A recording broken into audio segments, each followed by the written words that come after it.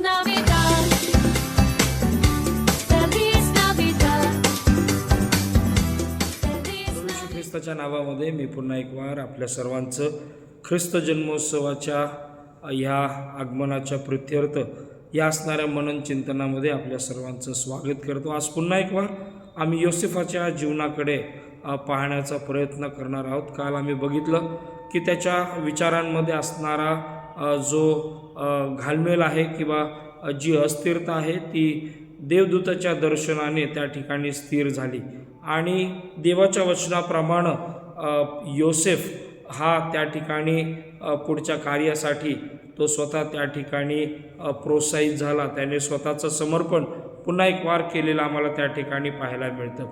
आज पुन्हा एक वार योसेफाच्या जीवनाकडे आम्ही थोडंसं अजून वेगळ्या दृष्टिकोनातून पाहण्याचा आम्ही प्रयत्न करणार आहोत। आम्ही ह्या विचाराकडे स्वतःला केंद्रित करत आहोत की ह्या वर्षाचा असणारा नाताळ माझ्यासाठी आणि माझ्या परिवारासाठी हा आशीर्वादाचा होणं गरजेचं आहे। मग जर तो आशीर्वादित व्हावा, जर ही कुटुंब प्रमुख ह्या नात्याने जर माझी इच्छा असेल तर त्यासाठी मला काही गोष्टी करणं गरजेचं आहे। त्यापैकी सगळ्यात महत्त्वाची जर गोष्ट काय असेल किंवा कार्य काय असेल तर मला पवित्र शास्त्राधारित विश्वास संपादित करणं गरजेचं आहे। पवित्र शास्त्रामध्ये ख्रिस्त जन्मोत्सवाविषयी काय सांगितलं आहे किंवा ख्रिस्ताच्या जन्माविषयी काय त्या ठिकाणी सांगितलं गेलं आहे याच्याकडे मला पाहणं गरजेचं आहे। आज मी पुन्हा एक वार तुमचं लक्ष योसेफाकडं लावू इच्छितो की ज्या ठिकाणी योसेफाच्या जीवनाविषयी किंवा त्याच्या असणाऱ्या त्या कार्यकाळाविषयी आम्हाला काही गोष्टी त्या ठिकाणी पाहायला मिळतात। प्रिय बंधू आणि भगिनींनो, योसेफाच्या जीवनाकडं ज्यावेळेस आम्ही बारकाईनं पाहतो, योसेफाच्या जीवनातून आम्हाला एक फार महत्त्वाची गोष्ट आम्हाला ह्या ठिकाणी समजायला अतिशय सोयीस्करतेने आम्हाला कळू शकतं आणि ती गोष्ट म्हणजे मत्तयाच्या शुभवर्तमानाच्या पहिल्या अध्यायामध्ये आम्ही कालही बघितलं आणि आजही बघितलं। ज्यावेळेस त्याच्या मनाची घालमेल सुरू होती त्यावेळेस त्याने मरियेला सोडण्याचा तो विचार करत होता। देवदूताच्या दर्शनाने त्या विचारांना स्थिरता आली आणि त्याच्या द्वारे त्या दर्शनाच्या द्वारे त्याला सांगण्यात आलं की तिला पुत्र होईल, त्याचं नाव तू येशू असं ठेव, कारण तोच आपल्या प्रजेला त्यांच्या पापापासून तारेल। आणि पुढे आम्ही बघतो की ते भविष्य कथन त्याच्या ख्रिस्ताच्या जन्माच्या द्वारे त्या ठिकाणी कसं पूर्णत्वास जाणार होतं। आणि म्हणून मत्तय 1:24 देवाचं वचन आम्हाला असं सांगतं की तेव्हा झोपेतून उठल्यावर त्याने प्रभूच्या दूताने आज्ञा पिल्याप्रमाणे केले, त्याने आपल्या पत्नीचा स्वीकार केला। एवढंच केवळ नाही, लूक शुभवर्तमान जे आहे आणि लूक शुभवर्तमानाचा 2रा अध्याय आणि त्याच्या मला वाटतं साधारणपणे 22व्या वचनामध्ये जर आम्ही त्या ठिकाणी पाहिलं किंवा 5व्या वचनामध्ये सुद्धा जर आम्ही बघितलं की ज्या ठिकाणी येशूच्या जन्माची कथा त्या ठिकाणी सांगितलेली आहे आणि हा जो योसेफ आहे आपल्या वाग्दान झालेल्या पत्नीबरोबर मरियेबरोबर तो आपल्या गावी बेथलेहमामध्ये जाण्यासाठी तो त्या ठिकाणी तिला घेतो आणि तो साधारणतः 70 मैलाचा असणारा प्रवास तो करायला त्या ठिकाणी सुरुवात करतो। आणि लूक 2:5 असं म्हटलेलं आहे, व नावनिशी लिहून देण्यासाठी त्याला वाग्दत्त झालेली मरिया गरोदर असताना तिलाही त्याने बरोबर नेले। या सर्व गोष्टींमध्ये आम्हाला मरिया आणि योसेफाचं कार्य ह्या ठिकाणी दिसतं। प्रिय बंधू आणि भगिनींनो, ख्रिस्त जन्मोत्सव माझ्यासाठी काय असावा हे योसेफाच्या जीवनातून आम्हाला फार सुंदर रीतीने कळेल। बघा, लूक शुभवर्तमानाच्या 2ऱ्या अध्यायाच्या 4थ्या आणि 5व्या वचनामध्ये आम्हाला हे समजून येतं की योसेफाचं जीवन फार सुंदर रीतीने नटलेलं आहे।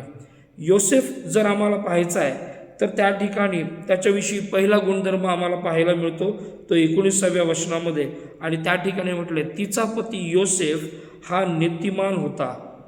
पहिला गुणधर्म त्याचा आहे की योसेफ जो आहे हा नीतिमान आहे, त्याच्याकडे ज्या गोष्टी आहेत त्या दैवी गोष्टी आहेत, त्याच्याकडे नीतिमत्ता आहे आणि ती नीतिमत्ता पुढं त्याला एक योग्य प्रकारचा विचार करण्यासाठी प्रोत्साहित करते.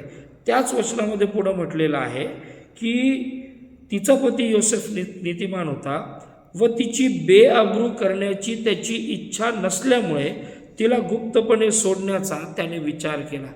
जो नीतिमान आहे, जो आपल्या सहकार्याची विश्वासू आहे, जो आपल्या सहकार्यावर निस्वार्थ प्रेम करणार आहे, जो आपल्या सहकार्याची कुठल्याही प्रकारे दुःखामध्ये त्या सहकार्याला लोटू देत नाही, तर योसेफाविषयी असं म्हटलेलं आहे की तिची बेअब्रू करण्याची त्याची इच्छा नसल्यामुळे नीतिमत्ता जी आहे, आमच्या सहकार्याची जी आब्रू आहे ती वेशीला टांगू देत नाही. आमच्या सहकार्याची आब्रू ही चव्हाट्यावर आणायला आम्हाला परवानगी देत नाही. एवढंच केवळ नाही, तो नीतिमान आहे, तो मरियेची आब्रू त्या ठिकाणी कशी वाचवता येईल त्याची इच्छा त्या प्रकारे त्या ठिकाणी नाही आहे. आणि पुढं ज्यावेळेस देवाचा दूत त्याला दर्शन देतो, स्वप्नामध्ये दर्शन देतो आणि त्याच्याशी वार्तालाप केल्यानंतर पुढं असं म्हटलेलं आहे 24व्या वचनामध्ये, तेव्हा झोपेतून उठल्यावर त्याने प्रभूच्या दूताने आज्ञा पिल्याप्रमाणे त्याने मरियेचा स्वीकार केला. तो आज्ञा मानणारा पती आहे, तो आज्ञा मानणारा किंवा पाळणारा व्यक्ती आहे. आणि म्हणून मत्ते 1:24 आम्हाला दिसतं तो आज्ञा पालन करणार आहे. मत्ते 1:25 त्या ठिकाणी म्हटलेलं आहे, त्याने आपल्या पत्नीचा स्वीकार केला तरी तिला पुत्र होईपर्यंत त्याने तिला जाणले नाही. त्याने त्याचे नाव येशू असे ठेवले. आपल्या भावनांवर आवर घालणारा हा पती आहे. एवढंच केवळ नाही, मत्ते 2:13-14, 19-22 या वचनांमध्ये जर बघितलं तर तो दैवी निर्देश किंवा दैवी संकेत, दैवी मार्गदर्शन ऐकणारा हा पती आहे. एवढंच केवळ नाही, लूक 2:1-5 तो आम्हाला एक प्रामाणिक नागरिकसुद्धा त्या ठिकाणी दिसतो की जो ज्यावेळेस त्या ठिकाणी नावनिशीची घोषणा होतीये त्या ठिकाणी आपल्या कुटुंबासह म्हणजे आपल्या पत्नीसह त्या ठिकाणी तो आपल्या गावाकडे जात आहे. आणि अशा रीतीने आपल्या असणाऱ्या शहराची, आपल्यावर असणारी जी जबाबदारी आहे ती जबाबदारी अतिशय विश्वासूपणे, आपल्या नागरिकत्वाची जबाबदारी विश्वासूपणे पार पाडत असताना तो आम्हाला त्या ठिकाणी दिसत आहे. त्याच्यानंतर लूक 22 ज्यावेळेस ह्या दरम्यान येशूचा जन्म ज्यावेळेस होतो त्यावेळेस आम्हाला दिसतं लूक 2:22, 24 आणि 41 तो नियमशास्त्राचं पालन करणारा देखील तो एक बाप आहे, एक वडील आहे, एक पती आहे. आणि म्हणून या सर्व गोष्टींमध्ये जर आम्ही बघितलं तर एक महत्त्वाची गोष्ट प्रियांनो आमच्या लक्षात येणं गरजेचं आहे. योसेफ देवाच्या कार्यामध्ये आपली भूमिका ठामपणे आणि विश्वासूपणे पार करणारं व्यक्तिमत्व आहे. या ख्रिस्त जन्मोत्सवामध्ये ज्यावेळेस हा ख्रिस्त जन्मोत्सव जगाच्या पद्धतीने साजरा करण्यासाठी बरेच तत्व, बरेच विचार, बऱ्याचशा स्ट्रॅटेजीज त्या ठिकाणी बिल्डअप केल्या जात आहेत. अशा आव्हानांमध्ये, अशा ज्यावेळेस सैद्धांतिक आव्हानं समोर आहेत, ज्यावेळेस पवित्र शास्त्राधारित ख्रिस्त जन्मोत्सव पाळावा याकडे आम्ही लक्ष केंद्रित करण्याच्या ऐवजी जग आम्हाला काही गोष्टींसाठी त्या ठिकाणी प्रोत्साहित करत आहे. आणि अशा वेळेस ज्यावेळेस आमच्यासमोर मोठमोठी आव्हानं आहेत या ख्रिस्त जन्मोत्सवाच्या असणाऱ्या तत्वांना भ्रष्ट करण्यासाठी, त्यावेळेस काय देवाच्या कार्यामध्ये एक कुटुंब प्रमुख म्हणून माझी भूमिका काय मी ठामपणे आणि विश्वासूपणे मांडत आहे का? त्या भूमिकेवर मी ठाम आहे का? काय त्या भूमिकेवर मी विश्वासूपणे त्या ठिकाणी कार्य करत आहे का? पार पाडत आहे का? ह्याकडे मला पाहणं नितांत गरजेचं आहे. योसेफ दैवी कार्यामध्ये आपली भूमिका अतिशय ठामपणे त्या ठिकाणी पार पाडत आहे. तुम्ही बघा ना, मरिया कठीणतेमध्ये आहे, गर्भावस्थेमध्ये सुद्धा तो तिची काळजी घेत आहे आणि तिला आधार हा योसेफ त्या ठिकाणी देत आहे. अजून एक महत्त्वाची गोष्ट जाता जाता तुम्हाला सांगणं मला गरजेचं आहे. ज्यावेळेस तिची बेआबरू करण्याची त्याची इच्छा नाही आणि ज्यावेळेस ती गर्भवती झालेली त्याला दिसून येते, त्यानं तर तिला जाणलेलं नव्हतं, अशा कठीण अवस्थेमध्ये सुद्धा योसेफ तिच्याशी विश्वासू राहून तिला तो आधार देत आहे. अशा परिस्थितीमध्ये जग कान भरण्यासाठी तयार असतं. जग वेडीवाकडी शब्द आमच्या अंतःकरणामध्ये, आमच्या कानामध्ये फुंकण्यासाठी त्या ठिकाणी सज्ज असतं. पण अशा वेळेस एक महत्त्वाची गोष्ट घडत असताना दिसते. जगाने योसेफाचे कान भरण्याच्या ऐवजी देवानं दूताच्या करवी त्याचे कान ऑलरेडी भरलेले आहेत आणि म्हणून तो देवाशी प्रामाणिक आहे, तो मरियेशी प्रामाणिक आहे, तो त्याच्या शहराशी, त्याच्या असणाऱ्या सरकारशी प्रामाणिक आहे, तो त्याच्या स्वतःशी प्रामाणिक आहे, तो त्याच्या भावनांना आवर घालणार आहे, तो देवाशी प्रामाणिक आहे, कारण तो नियमशास्त्राचं पालन करणार आहे आणि आज्ञा पालन करणार आहे. प्रिय बंधू आणि भगिनींनो, ज्यावेळेस आम्ही देवाच्या भूमिकेमध्ये किंवा देवाच्या कार्यामध्ये आम्ही आमची भूमिका ज्यावेळेस ठामपणे मांडायला सुरुवात करतो, विश्वासूपणे पार पाडायला सुरुवात करतो, प्रिय बंधू आणि भगिनींनो, पवित्र शास्त्रामध्ये कैक अशी उदाहरणं आहेत ज्या ठिकाणी ज्या सेवकाने, ज्या अभिषिक्त दासाने, ज्या संदेष्ट्यांनी आपली भूमिका देवाच्या इच्छेप्रमाणे तंतोतंत पार पाडली, देवानं त्यांना आशीर्वादित केलं आणि देवानं त्यांना दर्शन दिली. मरिया ज्यावेळेस विश्वासू आहे त्यावेळेस देवदूत तिला दर्शन देते. मेंढपाळ ज्यावेळेस त्यांच्या कामामध्ये विश्वासू आहेत, जे सांगितलं ते त्यांनी खरेपणानं ऐकलं, त्यांना दर्शन लाभलं. जखऱ्या ज्यावेळेस परमपवित्र स्थानामध्ये जाऊन विश्वासूपणे सेवा करते त्यावेळेस देवदूताचं दर्शन त्याला त्या ठिकाणी लाभते.